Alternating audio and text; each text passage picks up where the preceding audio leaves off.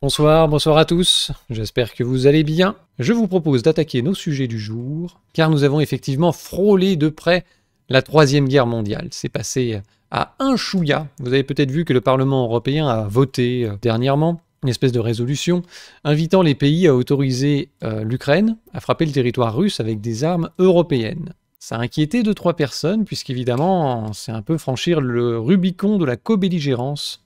On va faire un petit tour d'horizon de la manière dont ce conflit, en fait, de fil en aiguille, s'envenime. Comment on est en train de glisser de plus en plus dans cette fameuse co-belligérance par la technique du salami, où, étape par étape, on va de plus en plus loin, on franchit toutes les limites qu'on s'était fixées ou qu'on nous avait fixées, enfin, ou que les Russes avaient fixées, pour être plus précis. Et tout ça pourrait bien nous mener à une guerre totale d'anéantissement dans la purification par l'atome.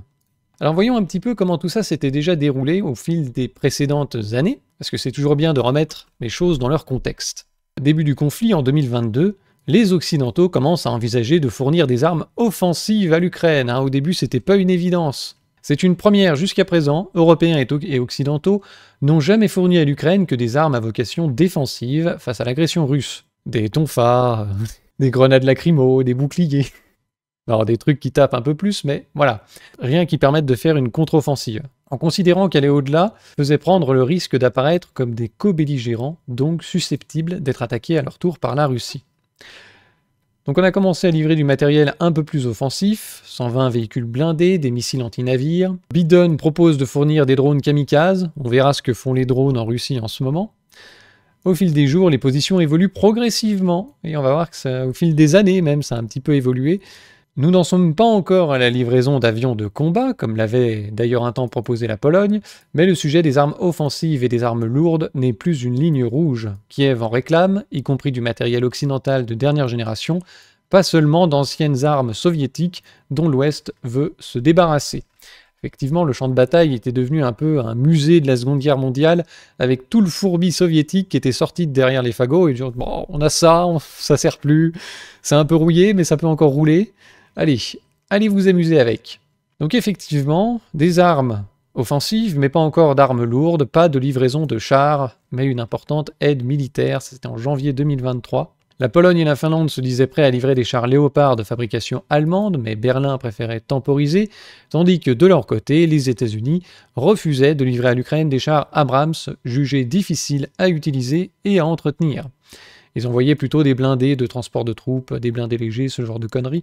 On avait aussi le Danemark qui livrait des canons César de fabrication française, des canons automoteurs, donc on était au niveau de l'artillerie.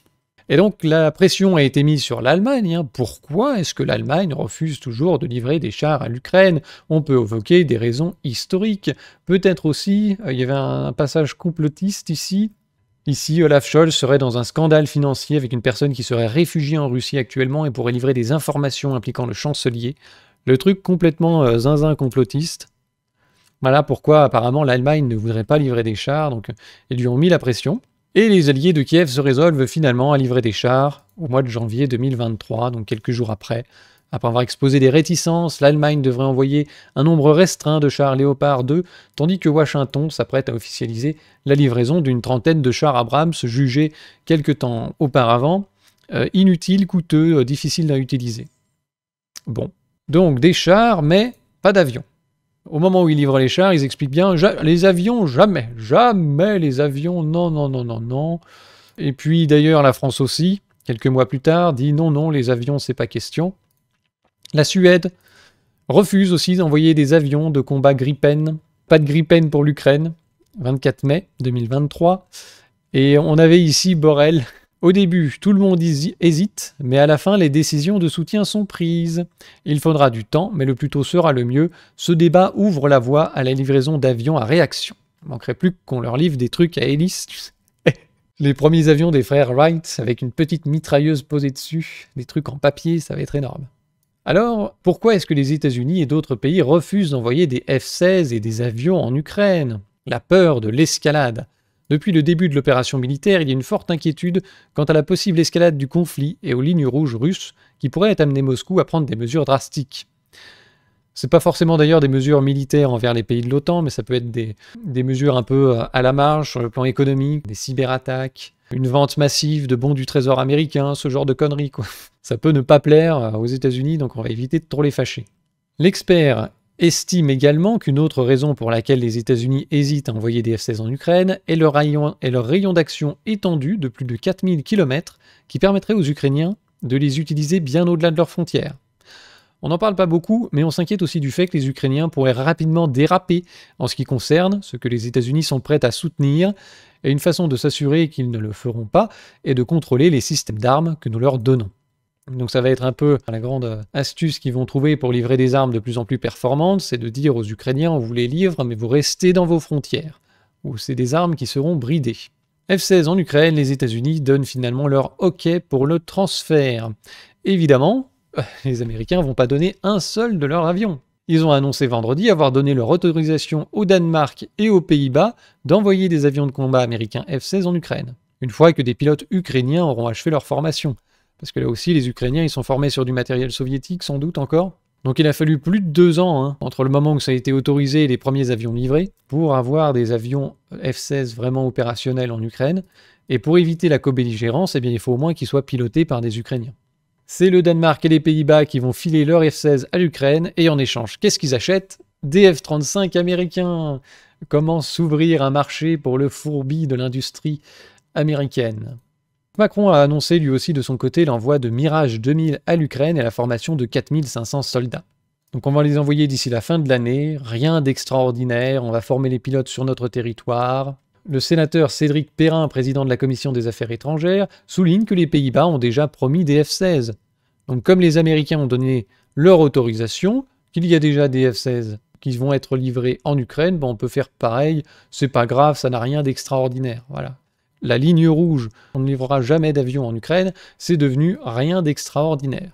Donc effectivement, au fil du temps, des décisions sont prises, on en débat, on en discute, l'exceptionnel devient la norme, et ça finit par être accepté, comme disait Borrell. L'OTAN muscle son soutien à l'Ukraine. À propos des avions, j'ai surligné cette phrase qui m'avait fait marrer, ces appareils rapprochent d'une paix juste et durable, s'est félicité le président ukrainien Zelensky, présent dans la capitale américaine. Donc des F-16 en provenance du Danemark et des Pays-Bas, et la Maison-Blanche de son côté a ajouté que la Belgique et la Norvège s'étaient engagées à fournir d'autres appareils à l'Ukraine, qui fait face à un barrage croissant de missiles russes et blablabla. On va ouvrir de nouveaux marchés aux F-35 américains. C'est très bien. De son côté, l'Allemagne campe sur ses positions et ne fournira pas d'avions de combat à l'Ukraine. Il faut savoir que l'un des premiers F-16 qui a été livré à l'Ukraine a été détruit par l'Ukraine. Ils ont tiré un missile dessus par erreur. Oups, on ne sait pas ce qu'est devenu le pilote. On avait payé cher pour sa formation, on a payé cher pour l'avion, et vous tirez dessus, probablement avec des missiles qu'on vous a donnés. C'est un peu 7e compagnie quand même, cette affaire. Pour l'Allemagne, elle affirme que ça n'a aucun sens de fournir divers types d'avions de combat à l'Ukraine, indépendamment de la question de savoir qui serait en mesure de fournir de tels appareils.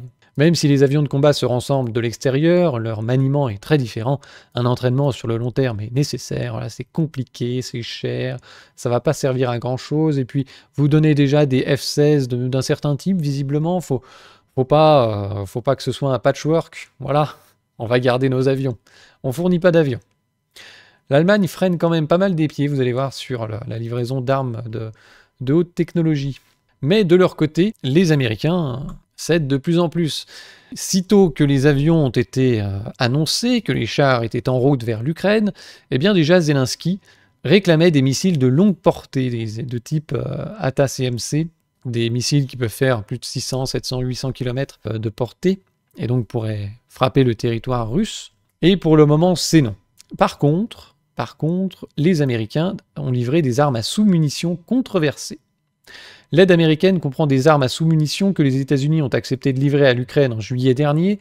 Controversées, ces armes sont accusées de faire de nombreuses victimes collatérales, notamment civiles, en raison en particulier des charges non explosées qui s'enterrent dans le sol. Elles sont interdites dans de nombreux pays, notamment européens, signataires de la Convention d'Oslo de 2008. Ni les États-Unis, ni l'Ukraine, ni la Russie, ni la Chine n'en sont partie prenante.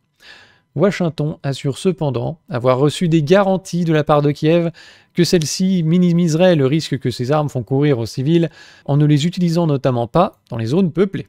Une fois de plus, on vous file des armes qui pourraient faire de gros dégâts, mais on va encadrer leur utilisation de telle sorte que ça reste bien dans votre territoire, là où il n'y a pas de monde, là où ça ne dérange pas. Vous pouvez vous défendre, mais faut pas trop nous embêter, quoi. Faut pas nous entraîner dans la guerre.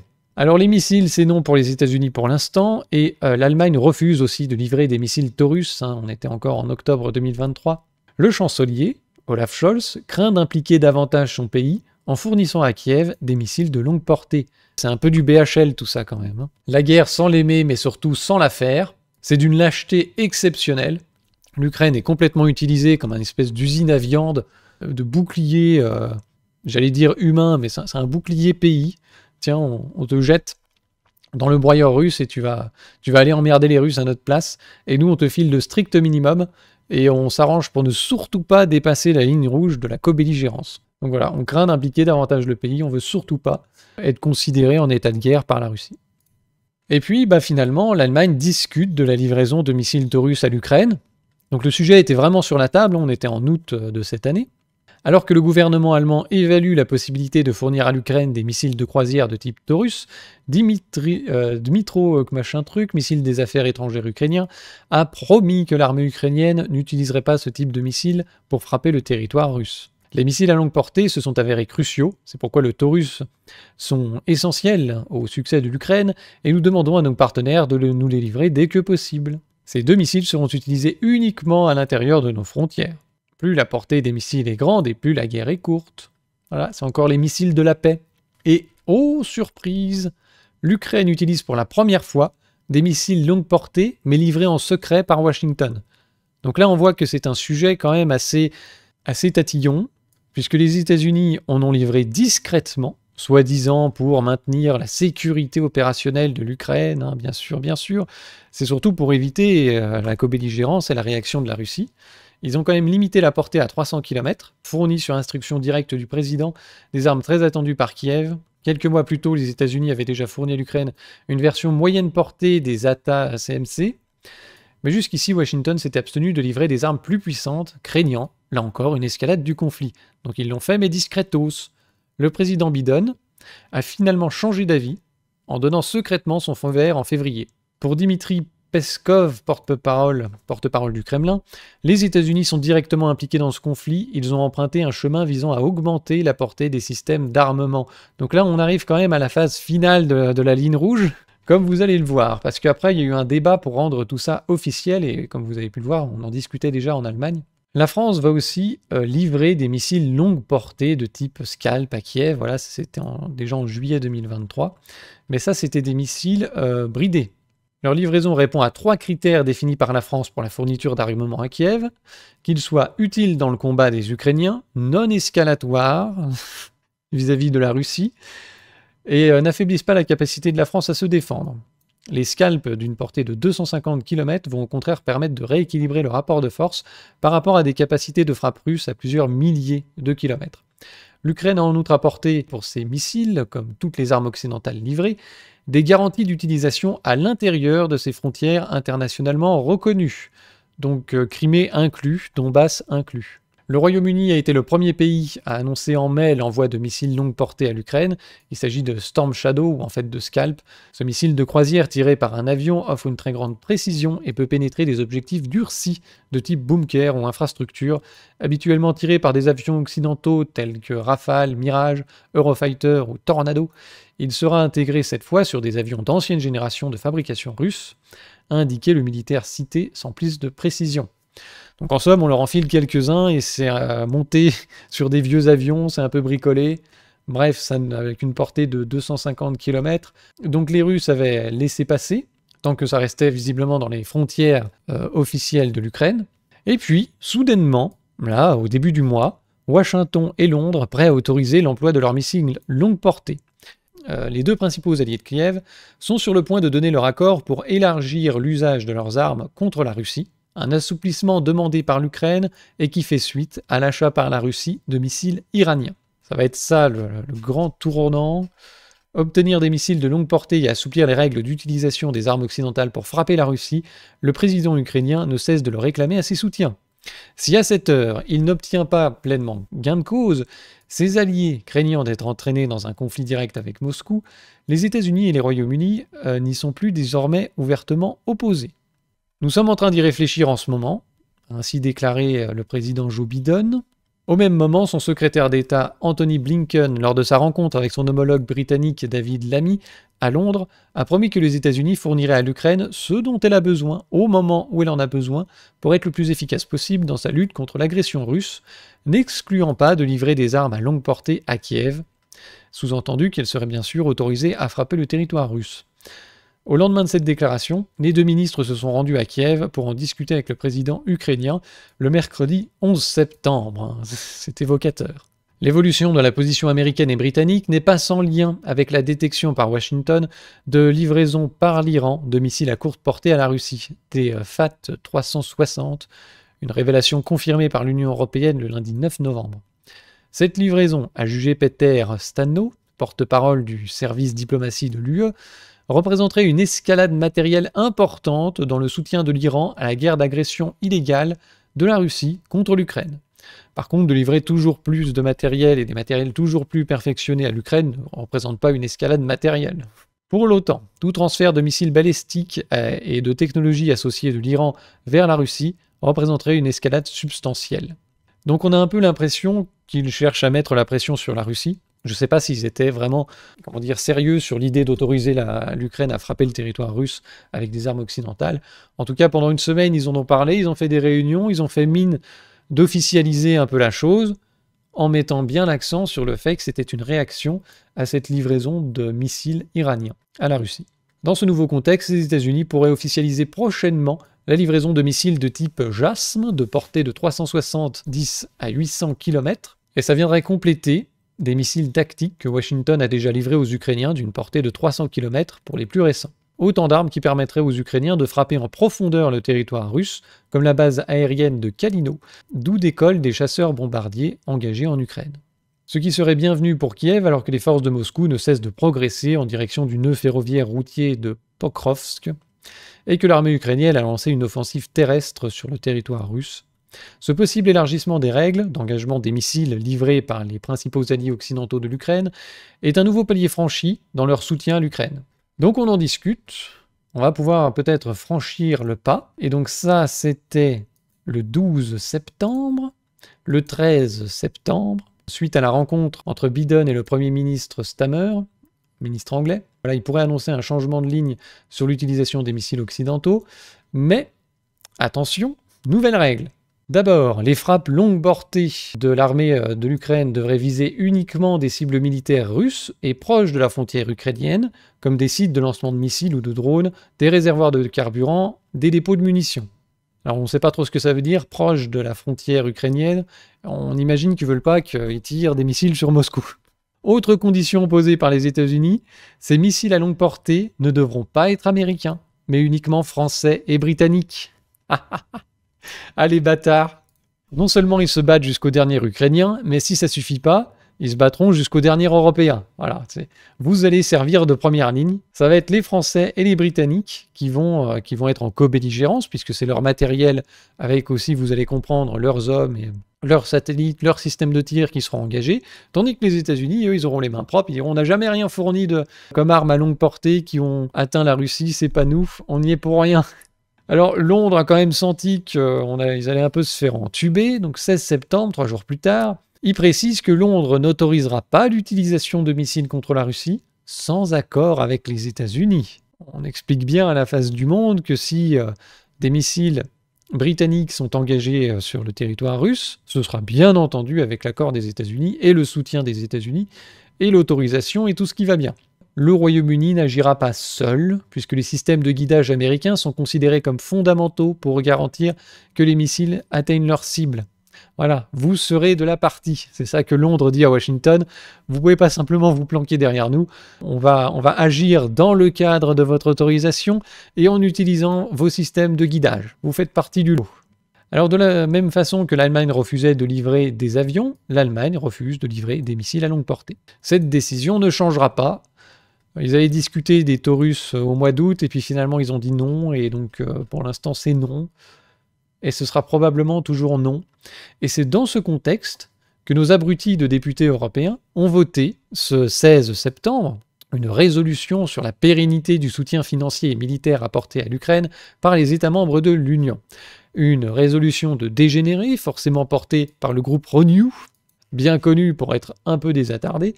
Il y a 2-3 éléments intéressants, notamment sur les milliards qui sont engloutis pour maintenir à flot les services publics ukrainiens, maintenir des systèmes de santé, des hôpitaux, continuer à payer les retraites et les fonctionnaires, pendant que nous, on va subir une cure d'austérité drastique, mais il faut continuer à alimenter le budget ukrainien. Alors, vous avez ici la section 8 qui prie instamment les pays européens qui fournissent des systèmes de défense à l'Ukraine, de lever les restrictions à l'utilisation de systèmes d'armes destinés à la légitime défense de l'Ukraine, afin de permettre des frappes sur des cibles légitimes à l'intérieur du territoire russe. Rappelle que ces restrictions entravent la capacité de l'Ukraine à combattre efficacement les attaques russes contre ses villes et ses infrastructures, ce qui augmente le nombre déjà impressionnant de morts civiles. Et oui, on va aggraver le conflit, comme ça il y aura moins de morts civiles, c'est très intelligent. Donc cette résolution a été votée par 425 voix pour et 131 contre, 63 abstentions. Sans lever les restrictions actuelles, l'Ukraine ne peut pas exercer pleinement son droit légitime, son droit de légitime défense. Jusqu'à présent, les États occidentaux tergiversent sur cette question et sont réticents à lever ces restrictions. La pression russe est forte. Moscou a averti qu'il considérait de tels usages des armes occidentales comme une confrontation directe entre l'OTAN et la Russie. On va voir d'ailleurs ce qu'en pense Poutine. Le sujet a encore été abordé la semaine passée entre le président américain Biden et le premier ministre britannique Starmer. Donc vous pouvez voir que le gouvernement Macron, tout ça, il compte pour du beurre, hein, Macron là-dedans. Il y a des missiles français qui sont utilisés par l'Ukraine, qui pourraient être soudainement utilisés sur le territoire russe. Bon, on ne fait pas partie des discussions. Vous avez remarqué d'ailleurs que la fameuse sécurité de l'Europe, on nous explique que l'Ukraine, c'est la pierre angulaire de la sécurité européenne, c'est l'avenir de l'Union européenne. Qui discute de la sécurité de l'Europe? Joe Biden, président américain, Keir Starmer, premier ministre britannique, qui n'est plus dans l'Union européenne. Voilà. Je pense qu'on a tout dit. Alors leur entretien, pour autant, n'a pas débouché sur une révision de la ligne de conduite actuelle. La résolution déplore par ailleurs la baisse du volume de l'aide, blablabla, les Allemands fournissent pas de Taurus, ouin, bon. Donc tout ça donne un peu l'impression qu'ils ont voulu mettre un coup de pression à la Russie par rapport à la livraison d'armes iraniennes. Mais tous nos larbins là, du Parlement européen, ils se sont empressés de signer une résolution pour dire oui, on va vite aller bombarder les Russes, c'est une très bonne idée, avec nos armes. Une petite idée de l'état d'esprit qui règne sur le front. Il est nécessaire de tuer dans une guerre. L'Ukraine admet frapper la Russie derrière la ligne de front. C'était le 15 juillet 2023, donc ça fait déjà plus d'1 an. Ils interrogeaient donc un général de l'armée ukrainienne qui disait ceci. L'homme de 50 ans, à qui les Ukrainiens font confiance pour assurer leur sécurité, affirme avoir trouvé une parade, car si les partenaires occidentaux lui ont confié des milliards d'euros d'aide, celle-ci est soumise à certaines conditions. Invoquant le risque d'une escalade, les alliés occidentaux ont averti Kiev que les missiles et armes fournis ne peuvent pas être utilisés pour frapper le sol russe. Diplômé d'un master en droit international en décembre 2020, il y a quand même 50 ans, Valéry Zaloujny a donc mis à profit ses connaissances sur la diplomatie pour établir sa stratégie militaire sans jamais franchir cette ligne rouge. Il utilise des armes fabriquées en Ukraine pour réaliser les frappes de l'autre côté de la frontière que Kiev ne reconnaît jamais officiellement comme les siennes. Voilà, c'est la faute à personne. J'ai vu passer qu'ils utilisaient notamment des missiles de type Poséidon, des trucs anti-navires, bricolés pour être utilisés sur des cibles terrestres. Donc c'est peut-être ça leur fameuse arme de fabrication ukrainienne. Bon, voilà, c'est les armes de personne. Pour sauver mon peuple, pourquoi dois-je demander à quelqu'un la permission de faire quoi que ce soit en territoire ennemi? Donc on voit un peu ce qu'ils pensent des fameuses restrictions occidentales. C'est notre problème et c'est à nous de décider comment tuer cet ennemi. Il est possible et nécessaire de tuer sur son territoire dans une guerre. Si nos partenaires ont peur d'utiliser leurs armes, nous tuerons avec les nôtres, mais seulement ce qui est nécessaire. Et donc, ils utilisent actuellement, ils font beaucoup de frappes sur le territoire russe avec des drones kamikazes. Et ici, vous avez un drone qui est parti en quenouille. Voilà, l'Ukraine avait attaqué l'aéroport de Moscou et certains drones avaient été déviés par des brouilleurs et se sont vautrés dans des habitations. Ça va péter. La Russie affirme avoir abattu plus de 140 drones ukrainiens, dont 20 dans la région de Moscou.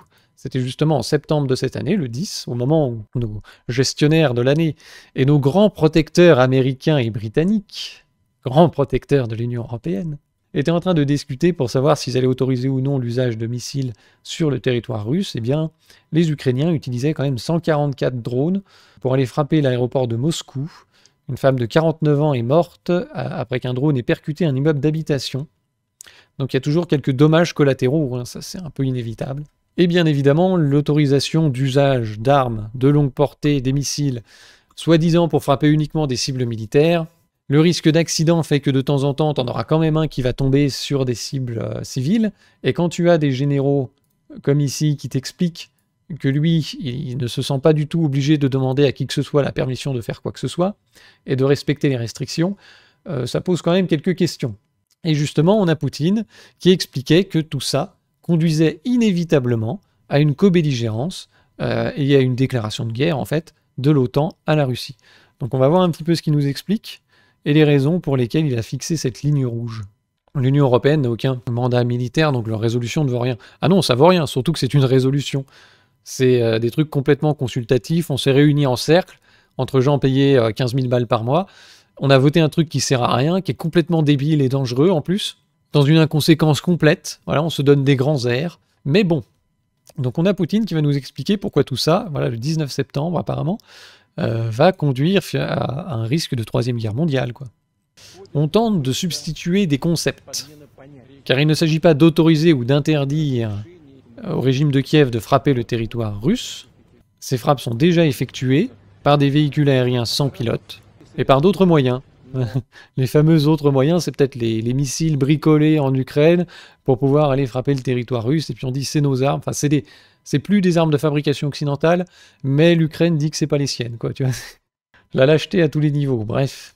Mais lorsqu'il s'agit d'utiliser des armes de précision, à longue portée de fabrication occidentale, c'est une toute autre histoire. Le fait que, comme je l'ai déjà dit à ce sujet, et tous les experts le confirment ici et en Occident, l'armée ukrainienne n'est pas capable de frapper avec des missiles modernes à longue portée et de haute précision de production occidentale. Elle ne peut pas le faire.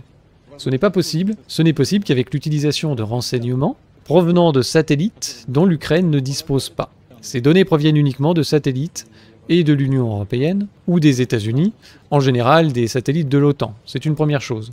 La deuxième est très importante, peut-être la principale, est que les missions de vol de ces systèmes de missiles ne peuvent en réalité être effectuées que par le personnel militaire des pays de l'OTAN. Le personnel militaire ukrainien ne peut pas faire cela.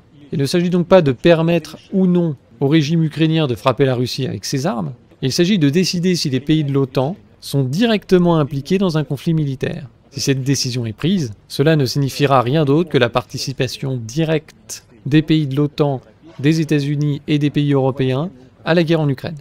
Il s'agit de leur participation directe. Et cela change, bien sûr, de manière significative, l'essence même de la nature du conflit. Cela signifierait que les pays de l'OTAN, les États-Unis et les pays européens seraient en guerre contre la Russie. Et si c'est le cas, alors, en gardant à l'esprit les changements dans la nature même de ce conflit, nous prendrons les décisions appropriées sur la base des menaces qui nous seront posées. Et voilà. Donc il a été extrêmement clair sur le fait que la ligne serait franchie et qu'il prendrait cette autorisation d'utiliser des missiles à longue portée pour frapper le territoire russe comme une déclaration de guerre et un engagement direct. Et ça, il me semble, je ne sais pas si peut-être que l'on me contredira, mais il me semble que c'est la première fois qu'il y a une déclaration aussi claire, provenant déjà d'un responsable russe, mais notamment aussi de son président, pour dire là il y a une ligne rouge, si vous la franchissez c'est la guerre.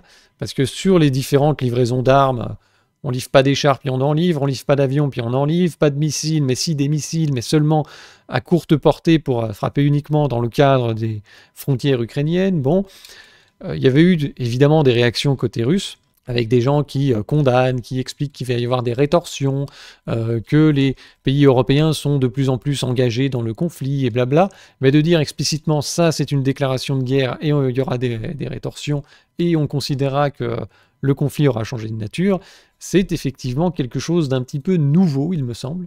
Et ça explique peut-être pourquoi les États-Unis et le Royaume-Uni n'ont finalement pas encore autorisé l'utilisation d'armes à longue portée notamment, et d'armes occidentales sur le territoire russe. Mais en tout cas, on a frôlé la Troisième Guerre mondiale, et on a ces abrutis du Parlement européen qui ils votent une résolution qui dit « Ouais, on y va, on va à la guerre, c'est bon ». Voilà, donc on n'est pas passé très loin de la Troisième Guerre mondiale, et on voit comment, en livrant de plus en plus d'armes à l'Ukraine, on finit par finalement franchir le seuil de la co-belligérance. Puisque là, on commence à avoir du personnel ukrainien formé en Occident, financé par l'Occident, armé par l'Occident, ça commence à faire beaucoup. Surtout que c'est un secret de polichinelle qu'il y a du personnel occidental au sol, hein. Il y a des mercenaires occidentaux. Déjà, certains systèmes américains, comme les HIMARS, des systèmes de missiles à courte portée, étaient évidemment pilotés par des agents américains sur place.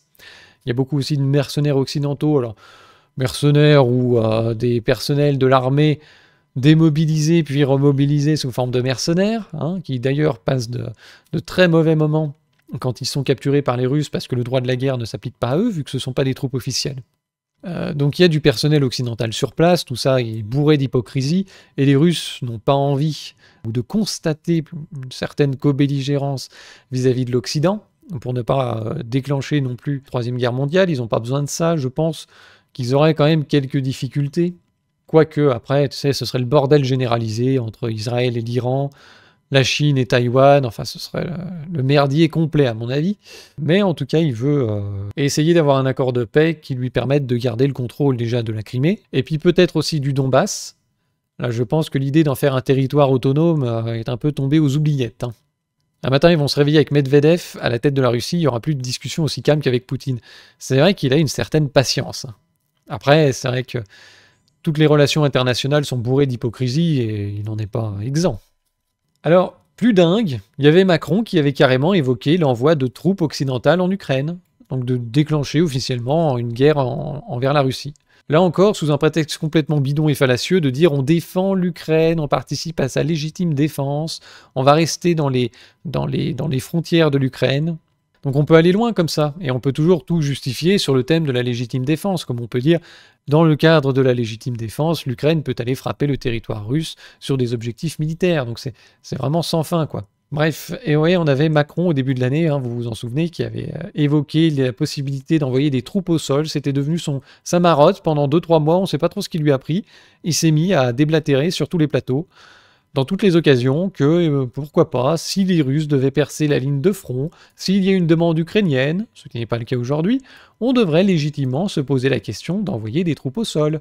Donc voilà, on envoie le ballon d'essai, tu vois. C'est comme pour les avions, on commence à ouvrir le débat, on en discute, et puis petit à petit, un truc impensable devient rien d'extraordinaire, comme disait ce fameux sénateur. Alors il n'a pas vraiment été beaucoup suivi, il y a 2-3 dégénérés, évidemment, en Pologne ou dans les pays des Balkans, enfin de Estonie, Lituanie, machin. Ils étaient très contents, l'idée qu'on puisse envahir la Russie et agrandir leur territoire à notre frais. Ils auraient été très intéressés, bref. Évidemment, tout ça s'est fait dans un contexte d'élections européennes en juin, où le camp de Macron était largement distancé dans les sondages par l'extrême droite, et il avait mis en garde sur le thème « L'Europe peut mourir ». En fait, il a fait un projet peur. Projet peur sur le thème « La guerre est à nos portes ». On est à 2 doigts d'envoyer des troupes en Ukraine, donc on va être en guerre avec la Russie. Je dis aux Européens, réveillez-vous, il y a des Brexiteurs cachés, des nationalistes européens. On est dans un moment de vulnérabilité démocratique, il faut défendre les intérêts stratégiques de l'Europe face à tout un tas de conneries. Donc c'était pour essayer d'améliorer le score aux européennes. On peut dire que ça a été un sacré fiasco, parce que ne l'oublions pas, il a largement perdu les élections européennes. Et ce gars s'était fait recadrer par tout le monde, déjà par les Américains, qui avaient précisé que Zelensky n'avait jamais demandé le renfort de troupes étrangères. Il n'y aura pas de troupes américaines engagées. C'est pas ce que demande Zelensky, il demande des outils et des capacités. Il n'a pas envie de transformer son pays en un espèce de gros terrain vague, théâtre de la Troisième Guerre mondiale. Voilà, Zelensky avait même expliqué que vos enfants ne vont pas venir mourir en Ukraine, faut quand même pas déconner. Il a décliné l'offre d'un potentiel renfort au combat, mais n'a pas refusé en revanche l'envoi de personnel technique pour la coproduction de canons César et l'entraînement. Voilà, demain, le canon César sera une arme ukrainienne qui pourra tirer sur le territoire russe. C'est juste du personnel technique, c'est pour la production et la formation du personnel. Donc oui, je pense que Zelensky n'a pas envie qu'il y ait une guerre mondiale qui se passe en Ukraine, parce que là, ce serait pas simplement le Donbass qui serait un peu un terrain vague et un champ de mines, mais toute l'Ukraine qui serait vaporisée sous des bombes nucléaires et des petites facéties de ce genre. Je pense que Kiev n'aurait pas la même gueule, quoi. Ça deviendrait la bande de Gaza. Alors voilà, c'était un peu le topo sur l'escalade de la guerre en Ukraine et comment petit à petit, on s'oriente de plus en plus vers une forme de co-belligérance. Et les nunus qui m'expliqueraient qu'il ne faut pas être lâche face à la Russie, on ne peut pas laisser Poutine faire n'importe quoi, n'importe quand, etc. Est-ce que cette stratégie fonctionne? Ça fait déjà depuis 2014 que c'est une escalade permanente avec des sanctions de plus en plus lourdes qui servent à rien. Et puis 2022, oh, c'est la guerre. Oh, bah ça a vraiment marché. Donc on a pris plus de sanctions. Est-ce que ça a fait reculer Poutine? Non, pas du tout. Est-ce que ça a juste permis la continuation de la guerre, puisque en plus, Poutine avait proposé dès le début un accord de paix, un truc assez soft, hein, où l'Ukraine devenait une république fédérale, offrant plus d'autonomie aux républiques du Donbass. Deux, trois trucs de cette nature. L'Ukraine devait refuser d'entrer dans l'OTAN et dans l'Union européenne, devait rester un pays neutre. Bon, c'était pas très exagéré. Et puis, ben, je crois qu'il fallait la reconnaissance aussi de la Crimée russe. Ça coûtait pas très cher. Hein. Là, ils en sont à combien 300, 400 000 morts, je crois, côté ukrainien. Fallait investir dans le cimetière. Hein. Maintenant, les gens achètent la place assez cher, il y a de la demande.